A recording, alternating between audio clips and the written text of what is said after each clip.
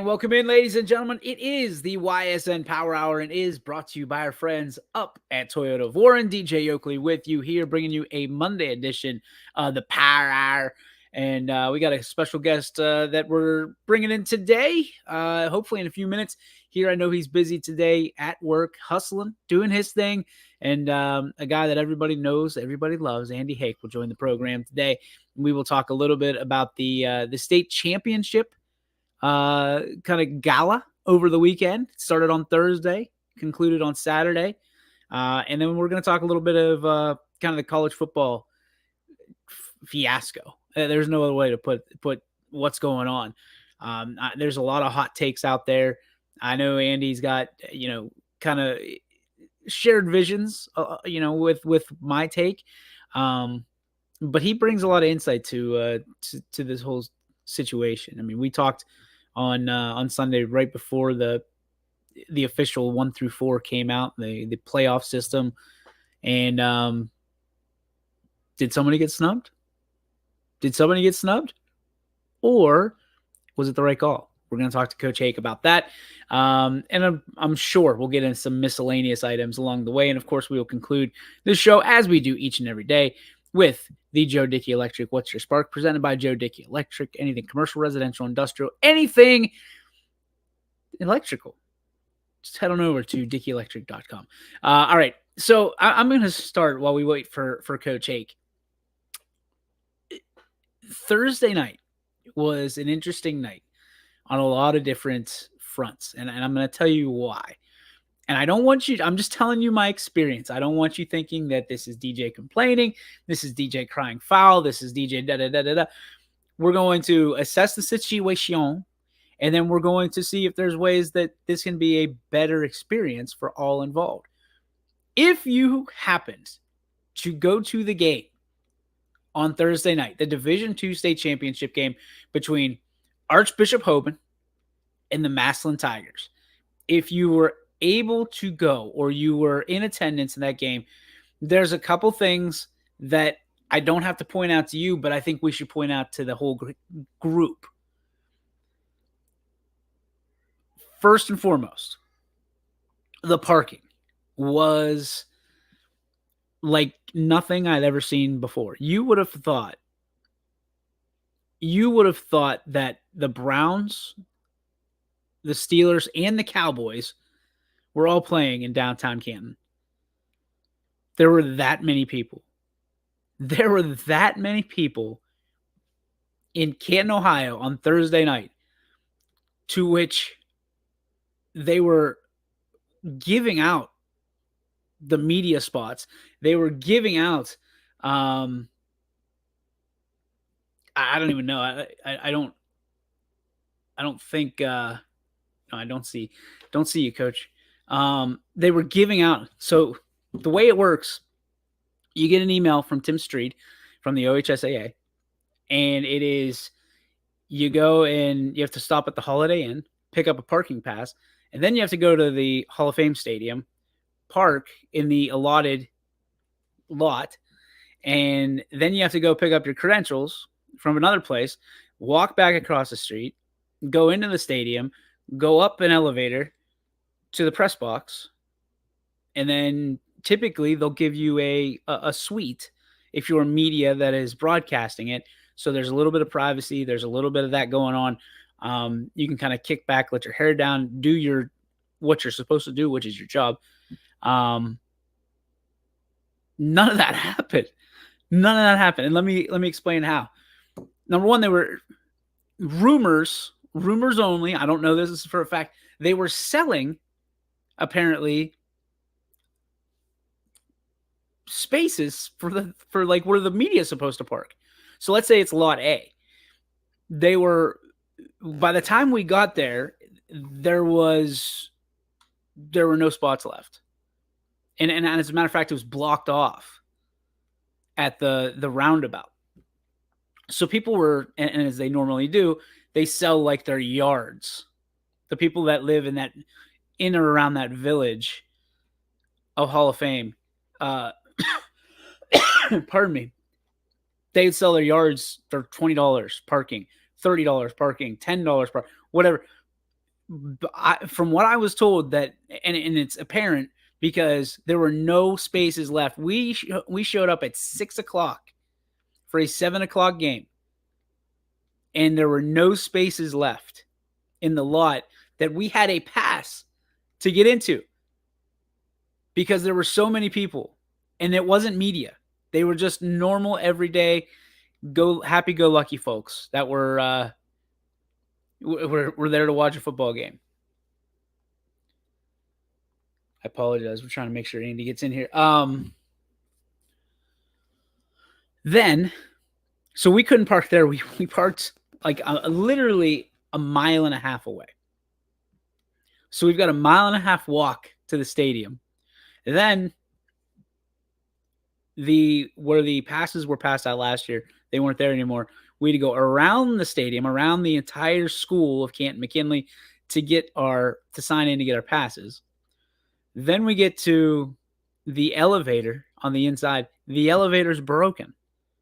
So the only way that you can get to the 7th floor is through the stairwell. So we went right up the stairwell, 7 floors. This was and we were late. This is second quarter. We're there because it took us an hour to find a parking spot in Canton. So then we get up there. Our guys, professionals, Mike Ackelson, Ty Bartell, Sam Torres, already, thankfully, on the air. There's no suite for us this year. There's no room that we have. Last year, room. Year before that, room. Year before that, room. Year before that, room. They put us in press row. And normally I'm not against it, but here's the problem. In press row, you're not supposed to cheer. In press row, you're not supposed to show any enthusiasm. And quite frankly, it's supposed to be it's supposed to be, I want to say, professional. And not that there's anything wrong with what we do, but you're supposed to be able to watch the game objectively, right? And when there's noise and people celebrating and all that stuff, you can't hear yourself, and especially newspaper writers, they can't put their articles together, objectively, because somebody else is giving you thoughts and opinions and things of that nature. So our guys did what our guys had to do. They were on press row. It was a challenging situation, but they handled it with flying colors, which I expect no less when you got a guy that's been in the business for over 30 years and a guy that like Ty Bartell, who is just, learning from the best in Mike Ackelson. And he's flying high. He's just, sky's the limit for Ty Bartell. And then you got Sammy that's back in Ashtabula that is producing. And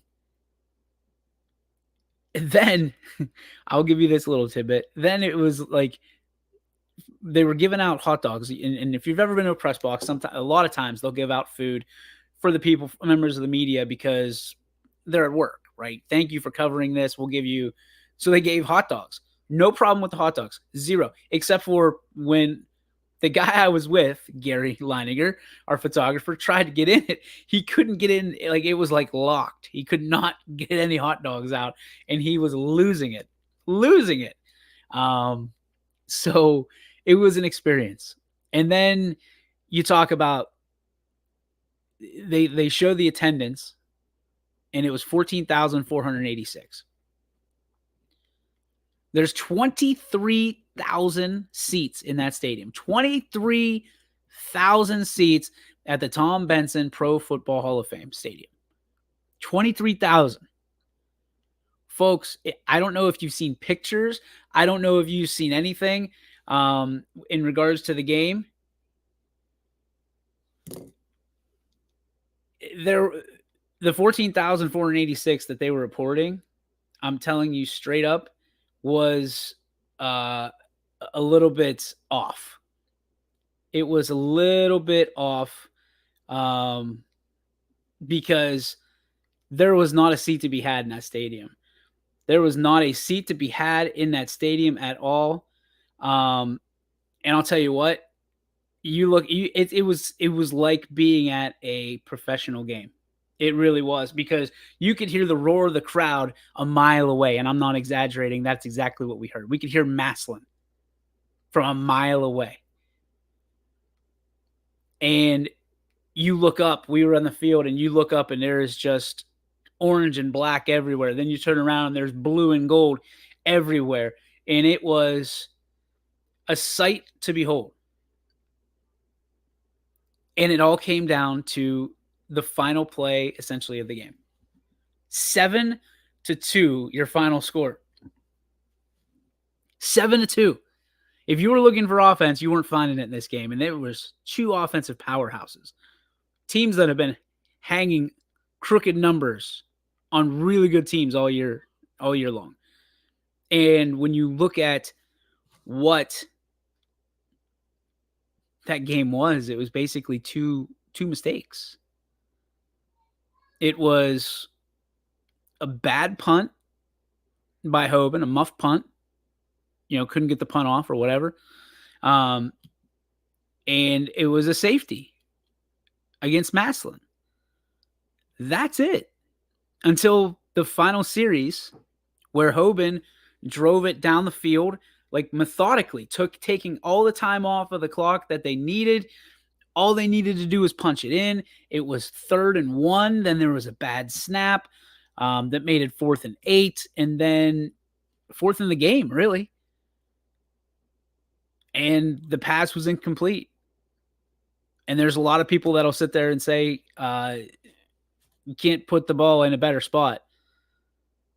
And there's a lot of people that said he should have caught that ball. There's a lot of people that said, well, there was another receiver open in the back. There's a lot of Monday morning quarterbacks going on. Excuse me. When you're in any atmosphere like that, and I've never been in one, so I'm just speaking from kind of hearsay. When you're in an atmosphere like that, there are so many factors going on. And I will say this, there were injuries during that game. There was a lot of heart that was showed in that D2 state championship that I was really impressed with. Just really impressed with.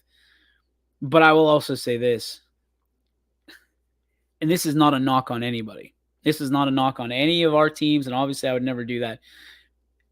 Ladies and gents, like the difference was night and day. I mean, I've seen some really good football been played. Man, we had 2 state champions last year. You go up and down the roster of what we have at YSN. We have some really good programs in all of our sports, but especially in football. And I will say this, that was impressive. Those were grown men playing football on Thursday night.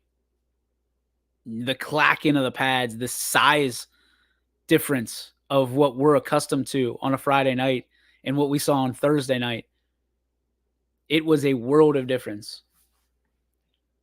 And that's one of the most interesting things that I took away from the game is you see big kids all the time. You see, 16, 17, 18-year-olds that are just big, but you see like one of them.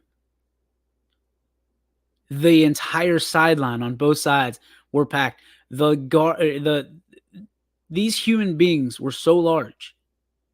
And this was their offensive line. This is what it looks like when you're in that stadium, right? It was incredible. And while I give a lot of credit where credit's due with a lot of our athletes around this area, holy cow. And if you've got a guy that's 6'7", 6'8", you can't teach that in films. You can't teach that in study halls. You can't watch that on Huddle and replicate being 6'7" or 6'8" and having a high motor. And you just sit there and you wonder, okay, that kid's a junior? That's still somebody's little boy. And he's 6'7", 6'8". It's incredible. And the skill set, faster, stronger, And they're all like that. They're cut from the same cloth, and they're just boop, boop, boop. If you listen to any of our broadcasts throughout the year, when Andy was on it in the postseason, Andy talked about the 6 foot, 180 pound South Range backs or South Range, prototypes that they just kept rolling out there because you're a tailback, you can play guard.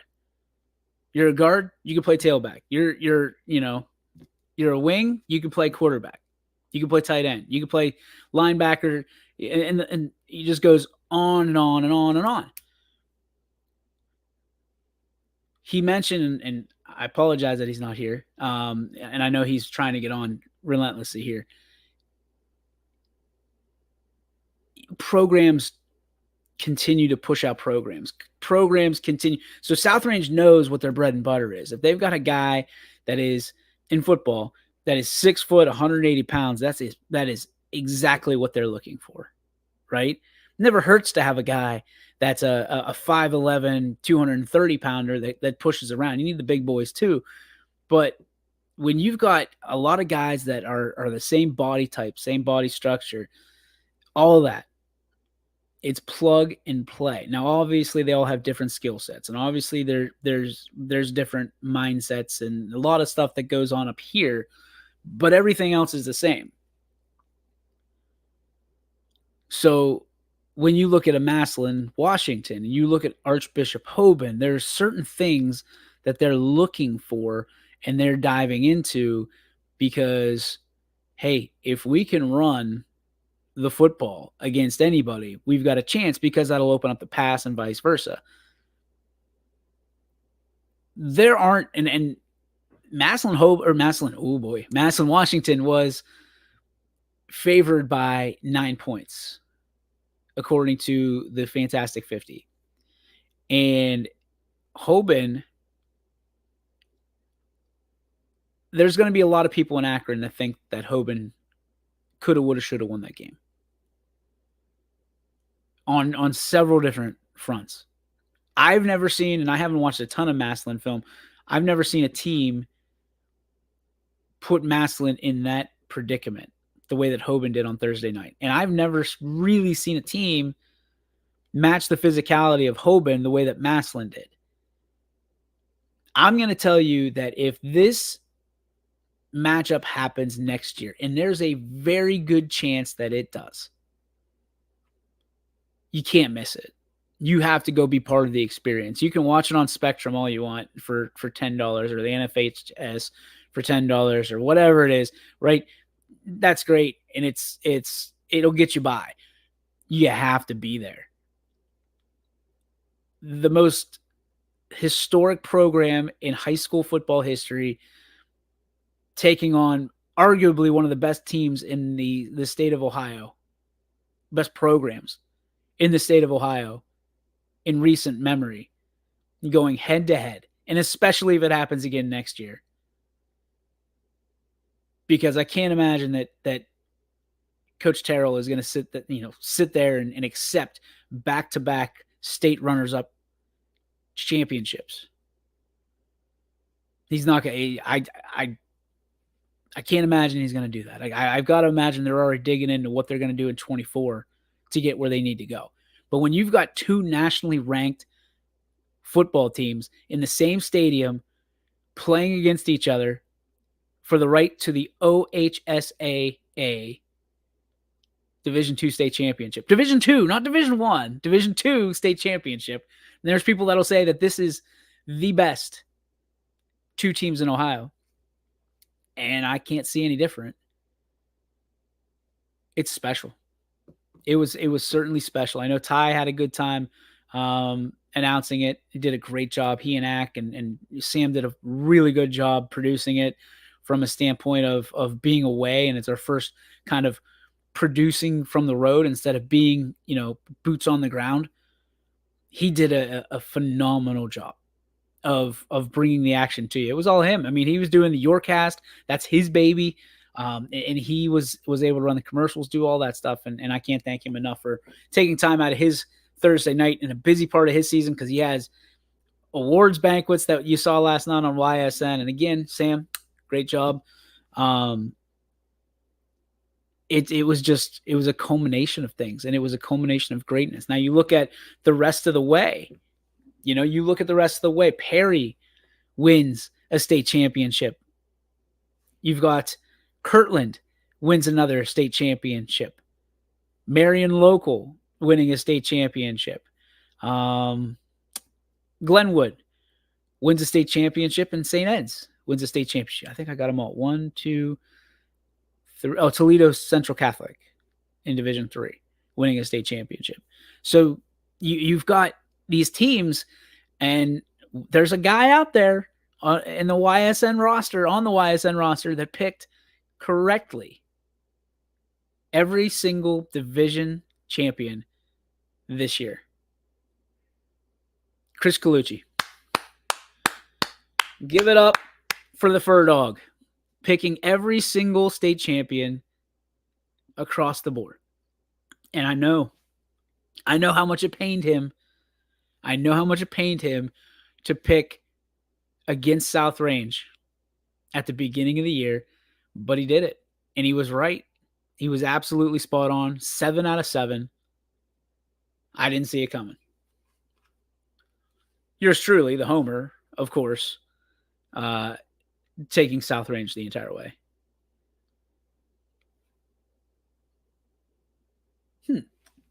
I do not see the coach. I do not see the ball coach. It says he's backstage waiting.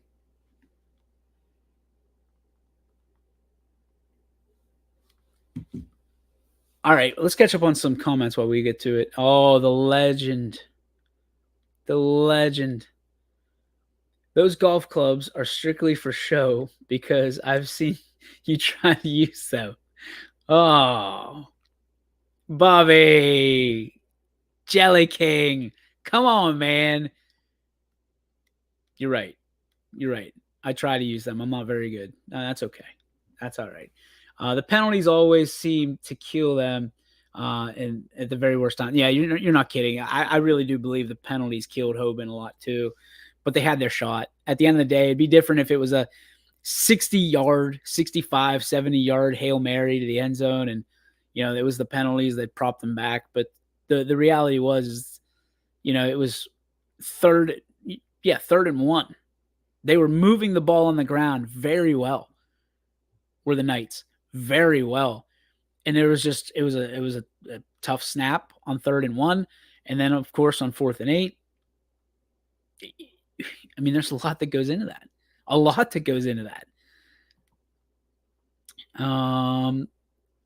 What do we got here?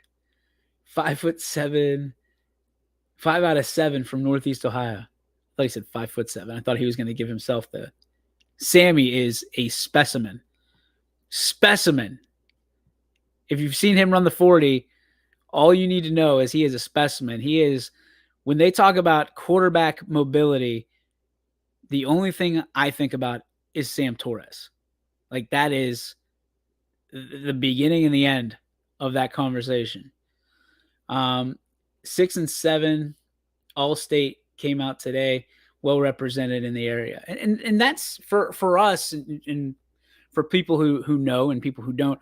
This is we're based out of the Northeast Ohio region. I know we're going to be getting a lot more very soon. So keep on ysnlive.com for that. But this area is Northeast Ohio. And as we continue to kind of branch out into,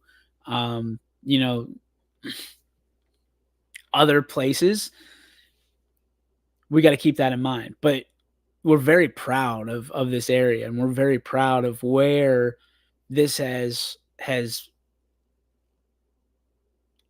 been able to give the opportunity and a platform to student athletes. And honestly, I think that what it does is for student athletes is incredible, from a standpoint of letting people know and letting more people see what we are accustomed to.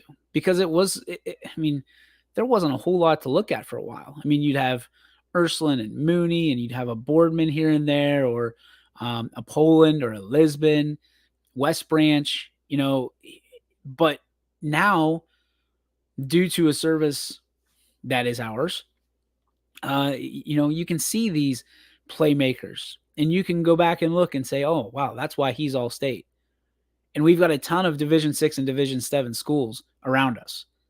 We're a small school based area, and it makes a lot of sense with the brand of football that we play, that we're going to be well represented when it comes down to, all Ohio and things of that nature. Now, there's a lot of people, Andy being one of them, that you don't subscribe to that. Some people don't subscribe to, all state, and because to his point, and he makes a damn good one, that it's, there's going to be quarterbacks and running backs and wide receivers are going to be praised up and down. And there's going to be kids that never get a trophy or a plaque or anything their entire high school careers. They're the reason that high school football and high school sports are what they are. They really are. And you can go into to girl sports, and you can go into other sports in general. And that's the truth of the matter. But that's the way the cookie crumbles, right? That's what I mean. I was never the MVP of the league. It was always MVP of the team. I was always one of the best kids on the worst teams. But at the end of the day, that's the NFL draft, right? CJ Stroud's not complaining. It's tough, but it's life.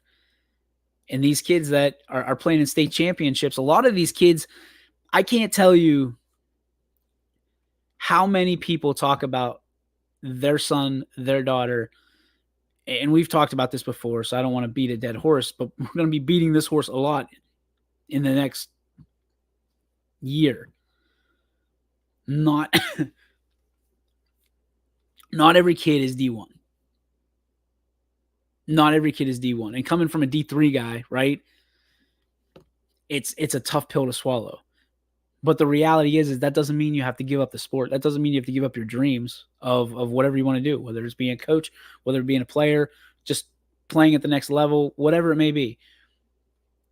When you walk on a field with Massillon and Hoban, there's probably more D1 players than not. That's just how it is. It's just how it is. But the old adage of hard work beats talent when talent doesn't work hard, that's true. But when you're around the work ethic that a lot of those guys are around, and they understand what it takes to get to the state championship, and they understand what it takes, in the off season, things of that nature, that becomes the difference. I mean, a lot of these coaches will tell you that the championships are not won during the season, they're won in the off season. That's not just coach speak. That's the truth. The same way that, nothing is truly an overnight success.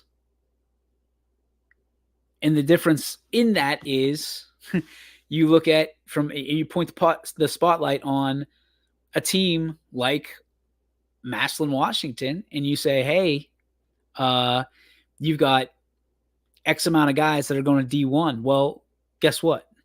In the world of open enrollment, there's a lot of parents that are going to go, hey, I really, really like to have my son or daughter have the opportunity to go play for that coach or that program because, well, it seems to be, number one, successful. Number two, they seem to be pushing out and pumping out into the system D1. And for some reason, I get it, because everybody wants the highest of the high and they want to dream big. For some reason, it's D1 or bust for a lot of these student athletes. And it's troublesome. I don't think any kid that plays sports watches sports on TV and says, I want to be the guy that's on the bench. I get that. I just want to be a guy that's there. No. Like, nobody's in the backyard counting down like Michael Jordan, right? And the realization is you're not Michael Jordan in that scenario. You're the 12th man. Like, that doesn't happen. Everybody dreams and everybody wants to be the guy, the girl, the man, the woman. They want to be that player, which boggles my mind, baffles me that you go D1 just to say you went D1 and you become a tackling dummy, or you become just a guy that is there. And as a guy that's a 1 in a million guy, right? I'm not mad at you. But the frustration of you walking through the door, guys and girls alike, after a coach said, hey, we don't have any scholarships for you, but you're more than welcome to try out. And then you're mad that you don't make the team. You're mad that you're not a starter. You're mad that, well, he went to Hoban, or he went to Maslin, or he went to Canton McKinley, or she, what, was it? It's not a you thing anymore. It's them. It's because they're doing something that's keeping you from your goals. No. Moms and dads of football players, I'm going to tell you this. Next year, mark it on your calendar right now. Circle it. You need to go to the Division I, Division II state championships. Stick around. Find yourself a spot up front. Look at the size of these human beings. Coaches want kids that are that size. As a guy that's 5'4.5", it's a tough pill to swallow, right? I'm a little guy. My life would have been a little bit different had I been 6 foot tall. Hell, if I'd been 5'8", it'd be a little bit different. But it's not, and I like the way it is, right? But this isn't about me. This is about your kid that's 5'7", 135 pounds, and he's going to be a superstar quarterback. He's the next Tom Brady. He's the next Michael Jordan. He's the next LeBron James. But yet, and trainers will tell you this, those are the guys that are eating protein cookies or no bakes at lunch. Those are the gals that, are starving themselves all day at school just so it doesn't look like they're eating. Like, your body, when you're playing sports, your body needs energy. It needs fuel. It needs food. It needs water. It needs to be hydrated, Coach Yeagley. But the reality is, the optics of that are so bad that you're not fitting in because everybody else is doing what they're doing. And you don't want to do something different, because high school, middle school, that's all about fitting in. When you get out of high school into college, it's all about how much you stand out. And that's the difference. Some of the kids and some of these families will understand that you need to stand out at an earlier age in order to get where you want to go, as opposed to, hey, if you want to go hang out with Johnny and Jerry on a Friday night instead of cracking the book so you can play catch up because you've been, practicing for 4 hours a night and you've had training and preloading and post-loading and all that stuff, there's sacrifices that have to be made. And some people just fall into a lot of luck, and some people got to work for it. The field is equal until you take it. That's it. And then it's you versus you, and you versus the next guy. And I can tell you, I'm probably not getting to the quarterback a whole lot against the 6'8" tackle. That's life. That's what it is. But you got to get creative. You got to understand that there's more than one ways to skin a cat. It wouldn't matter if I went over them, on each side of them, beneath them. I will find a way. And you will too. These kids will too. But we got to stop point fingers back at the other people. Well, that's just because they went to this. They're D1 because of that. No, coaches are looking for guys that are 6'8" to protect their franchise quarterback, right? A volleyball coach is going to just be slack-jawed at a girl that's 6'2", can jump out of the gym and has velocity behind her hits in volleyball. Same way that college basketball coaches will love a 6'7" recruit that can trace the perimeter, but can also work you downside or down inside. There aren't many times they're going to shake that away. There aren't many times they're going to shake that away. Let's catch up on some comments here. Dave Balestrino says, isn't it crazy something like only 3% of high school athletes play at any level in college? 7%. 7%, Dave. And what's crazier is only 2% of that 7%. So you got a whole nother territory. So not 2% of that 7. What I'm talking about, and I got to clarify this and find a better way to say it because it is confusing. It's all get out. You go from 100% to 7% of that goes on to the next level. Then you got 100% of that college at any level. 2% of that goes on to play professionally, and not just NBA. I'm talking G League. I'm talking like overseas, things of that nature, minor league, short season, things that goes into that 2%.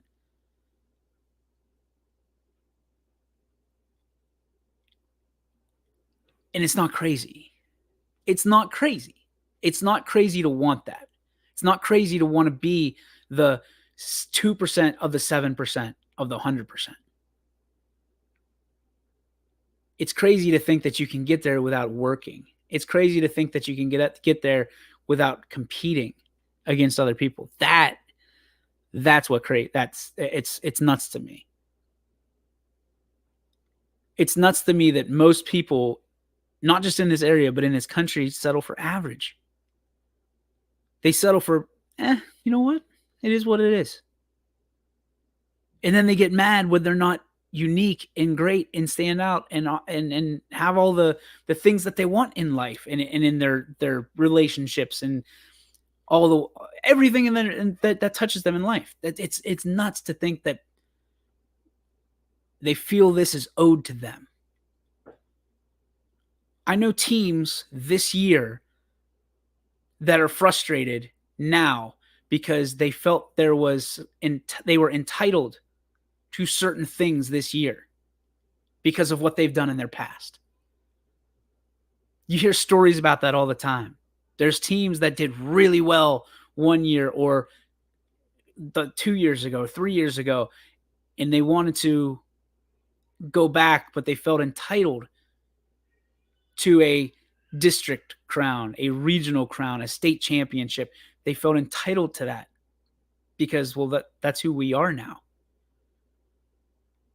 You can't identify as a state champion every year because you won it one time. You can't identify as a district champion because you won it one time.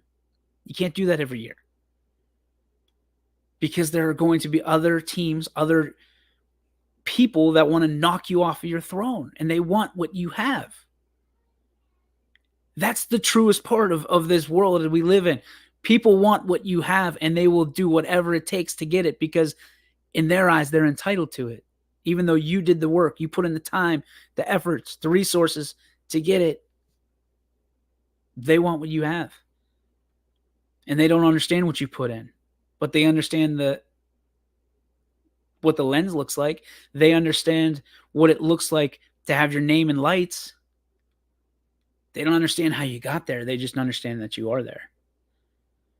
Let's go to Sam, who says, open enrollment is the main reason I don't buy into the public versus private champion deal. It's not even playing. It's an even playing field now. Yeah, and I'm in 100% agreement with you. After, and I apologize for the coughing and stuff like that, but after understanding the open enrollment a little bit better.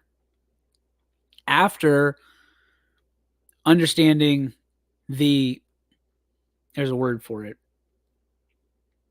Like when Catholic, what's the word?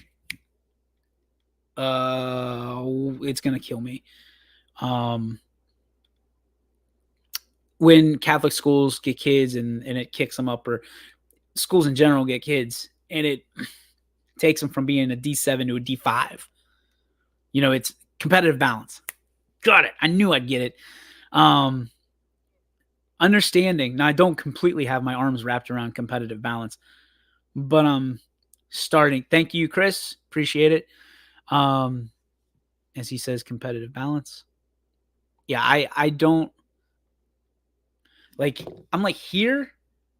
Like it's like one of those awkward hugs, like to somebody that you haven't seen in a long time. You want to make sure that you're not fully here, but like I'm here on competitive balance. Like I acknowledge it. I understand it to a point, but I'm not sure I want to get to know it in a way that I know everything about it, because then you become that guy that everybody goes to. You don't want to become an expert in competitive balance because there's a whole lot that doesn't make sense about it. And like, honestly, you look at all the things in competitive balance and kind of the way that everybody's looking at the college football playoffs right now, and you just kind of roll your eyes and just go, okay, whatever. Like it's just one of those things. To Sam's point of he doesn't buy into the public versus private thing anymore and separating them, neither do I. Because every time a public school wins, you hear about it, almost to the point where you heard it every time a private school won a championship in a negative connotation. Like, I don't understand the big deal. They recruit. Well, guess what? If you think that public schools don't recruit, I'm sorry. I've got some bad news for you about Christmas too. I'm just saying. Let's be honest with ourselves a little bit, folks. Huh? Let's get real. Let's stop lying to ourselves. You have to look yourself in the mirror. You know better than that.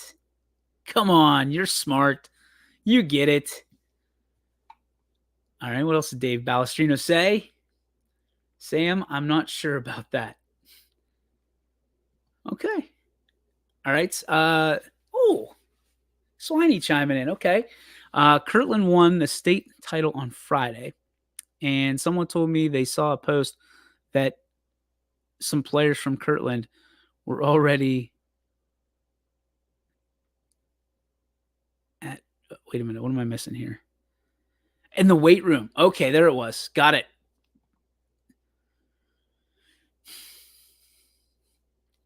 Again, there it is. Right? There it is. Understanding that you go from a state championship, the crown, right? And some people are going to celebrate it, as they should. And some people, freaks, right? In a good way. They like that feeling. They want another one. And they'll rest when the work is done. The one thing that I can tell you about Kirtland is I'm going to say this the best way I can. The championships are not all they're playing for over there. And a couple years ago, as it were, they didn't have guys going to the next level playing college football. But the program is so special, and the program is so good, and there's an expectation for each one of those kids to win a state championship. That's the difference. And it's not the expectations that necessarily your community has for you, but it's the ones that you hold to yourself and you hold yourself accountable to. That when you are winning a state championship and on Friday, and then on Monday, you're in the weight room, as Swiney says, for Kirtland, it's going to be hard to beat those teams. You're playing at a very high competitive level winning a state championship pretty handily. And now you're playing for 24. Now you already stole the cookies this year. Now you're working on the next batch. And let's keep it in mind, Kirtland is not a big school. And to my knowledge, I think there's a lot of student athletes that do play multiple sports that go to Kirtland. So when you look at that, the sacrifice is, oh, I'm going to play basketball too. Or I'm going to be on, I don't even know if they have a swimming team. I'm going to be on the swimming and diving team as well. But we're going to be working in that weight room. The expectation is we're going to go win another state championship next year, no matter what division we're in. You don't have to look far. If you're in Northeast Ohio, you've heard the story of Aliquippa. You don't have to look far. Aliquippa has been so competitive in the state of Pennsylvania that they are essentially a Division 7 team that is beating Division 1 teams. Can you imagine? Let's just throw a team out there in Division 7. Let's go Springfield, since I saw Sean Guerrero on Thursday night. Can you imagine Springfield perennially getting moved up division to division to division to division? So let's say this year they were in D7. They win the state championship. Next year they go to D6. They handle Kirtland, no problem. They go to D5. They handle South Range. They handle Perry, no problem. They go to D4. They beat Glenville, no problem. They go to D3. They beat Toledo Central Catholic, no problem. They go to D2, and they manhandle Massillon. Then they go to D1, and they take care of St. Ed's. That's Aliquippa. And those kids don't have a whole lot, if you know anything about Aliquippa. But I'll tell you one thing, they've got a lot of championships. They've got a lot of pride in that school and that program. And I'll bet you bottom dollar that they are in that freaking weight room at the season's end. Win, lose, or draw. Sam wants St. John's instead of Springfield. All right, Sam. Plug them in. Plug them in.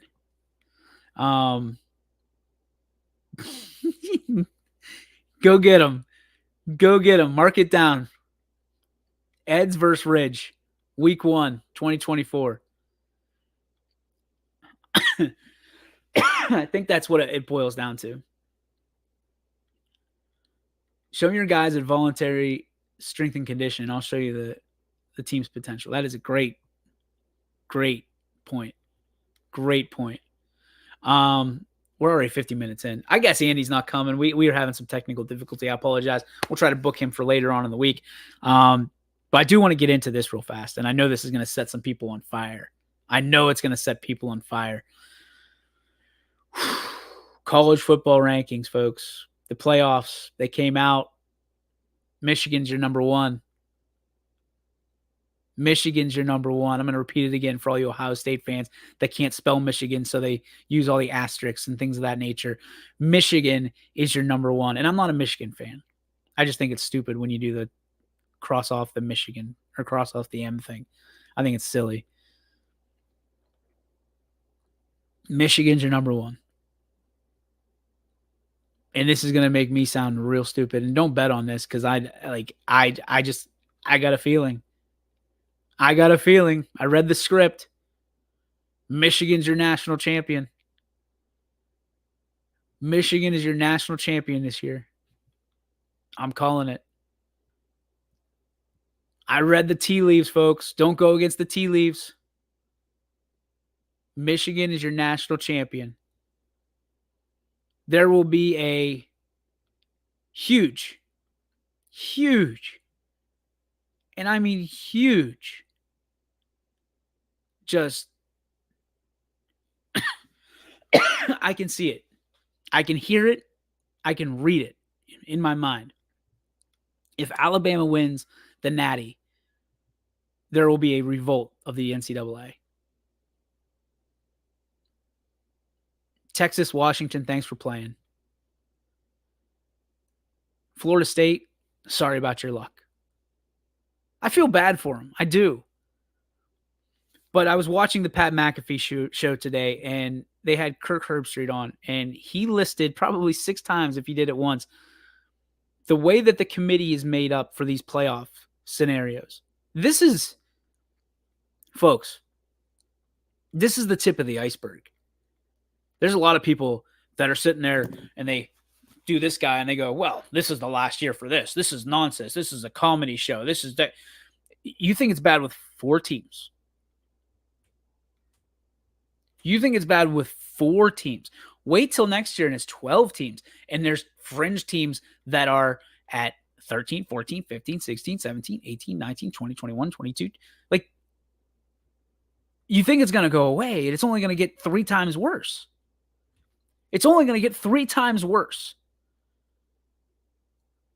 And I put a social media post out on Sunday when these playoff rankings came out, and I just simply said, folks, the NCAA does not care about who wins their birthday party.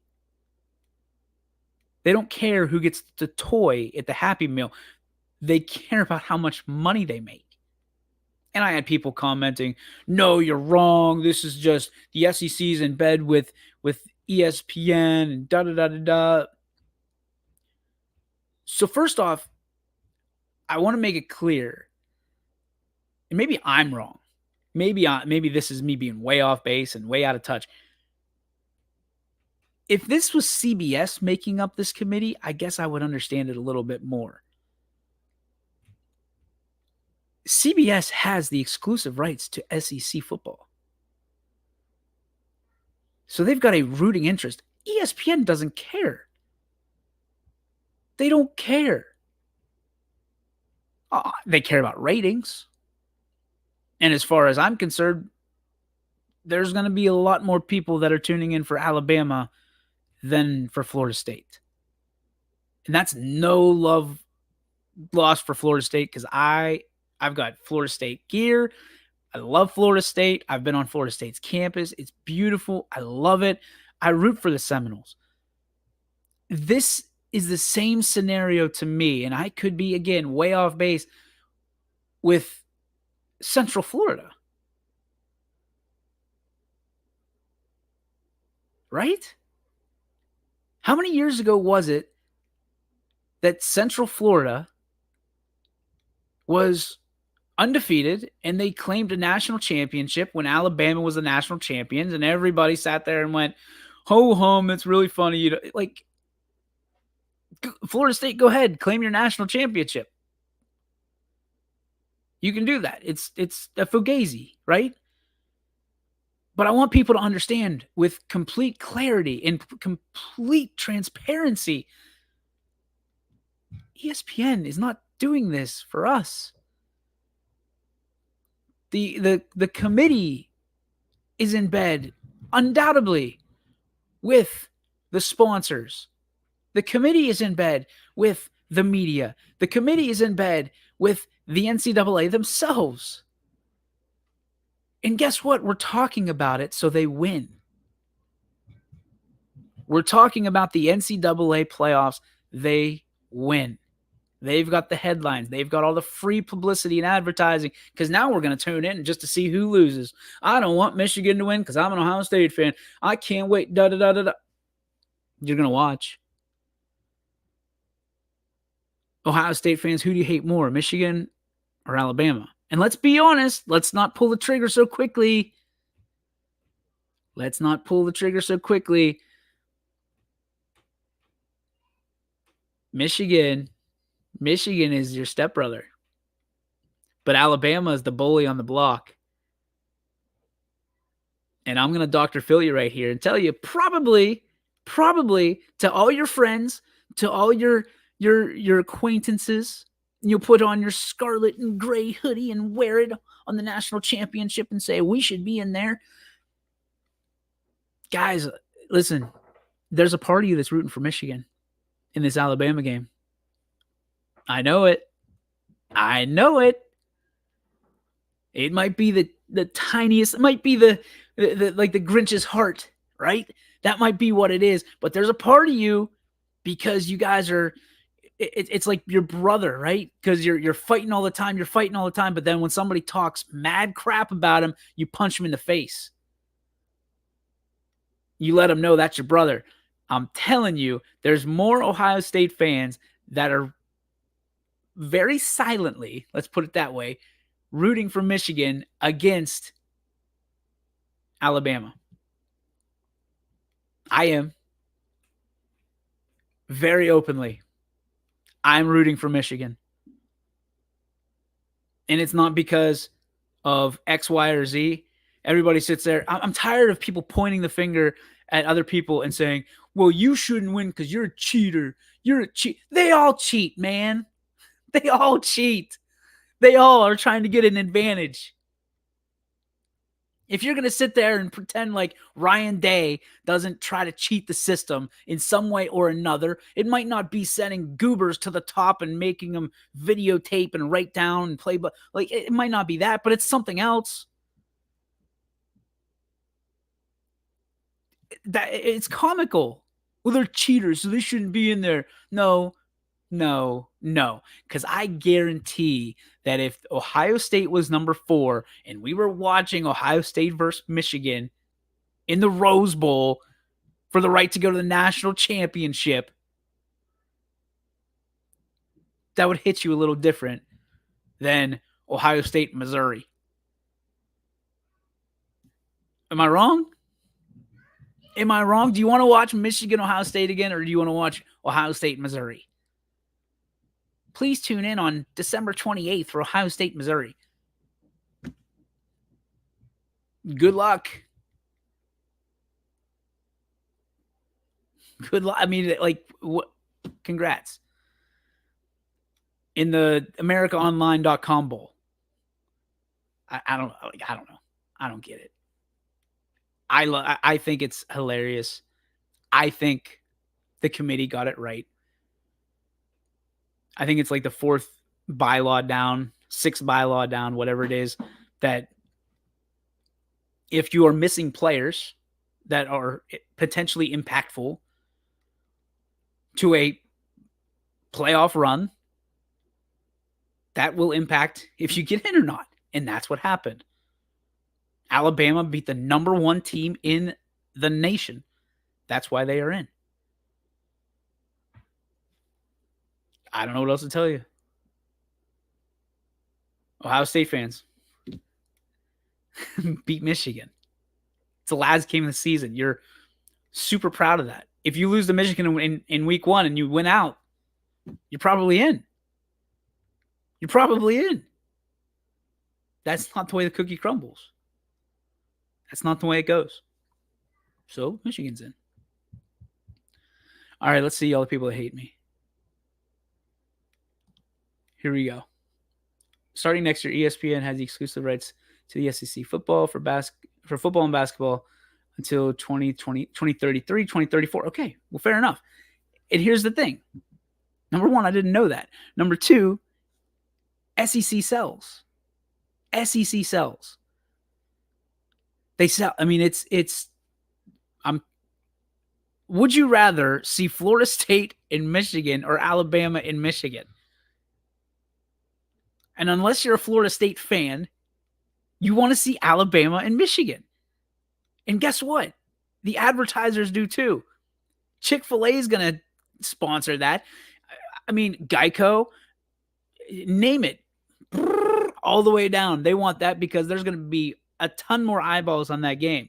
What would the spread be for Michigan and Florida State? What is the spread going to be for Michigan and Alabama? It's Michigan -2. At least it was yesterday. That's the difference. That's the difference. They're making money. They're just, and it's raining right now. It's raining money. And it'll be, excuse me. It'll be raining money next year at this time too, when there's 12 teams. I got to get out of here because I'm going to lose it. I can feel it. I have a cough fit coming up. 12 teams next year. It's going to be pouring down buckets of money on these media companies. It's going to be sick. You're out of your mind.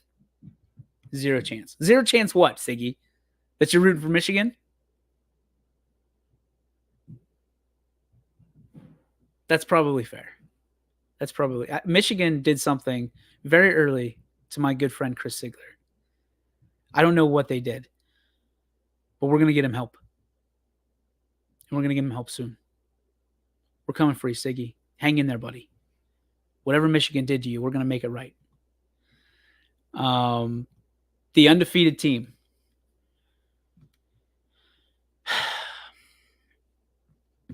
The undefeated team. Man.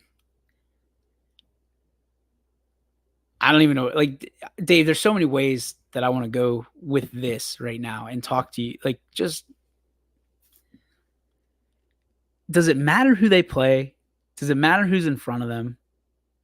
Like, we're gonna see it. I'm as a matter of fact, let's give me 2 seconds. I'm looking this up. What is the spread? Georgia versus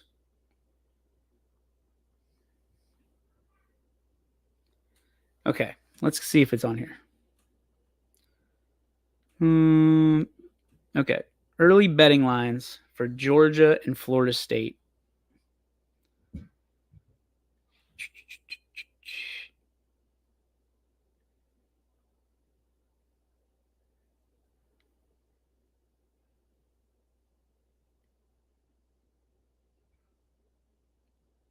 Georgia minus 13.5. Okay, so let's do some quick thinking here. Georgia is 13.5 point favorites against Florida State. Georgia just lost to Alabama. So would you put money on Florida State? That's the question I want to ask these people. And I know that, well, that's not the same thing. It's not our job. It's their job. Listen, if it were your job and you put Florida State in there, the line against Florida State would be probably 21 or more. It would be almost the same line, if not exactly, that Michigan had against Iowa. Do you want to watch that? Are you willing to bet on Florida State money line? Meaning Florida State's going to win that game. They have a chance to win that game with their backup quarterback, possibly third string quarterback. David, come on, man. Come on, because I'll put that money down right now. I'll put that money down right stinking now. And I'll put money Georgia beats Florida State.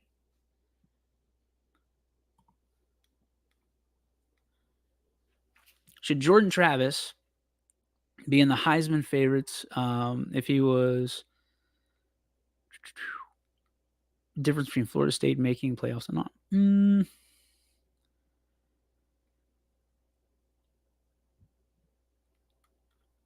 That's a good question. I'm so over the Heisman. I found out today they had 870 voters for the Heisman Trophy. 870 people vote on who wins the Heisman. You know who should get the Heisman? Mitch Davidson, YSU. That's who should get the Heisman this year. Let's get the hell out of here. That's what we need to do. All right, let's get to the Joe Dickey Electric. What's your spark? Presented by Joe Dickey Electric. Anything commercial, residential, industrial, anything that is electrical. Head on over to DickeyElectric.com. Tell them why I sent you.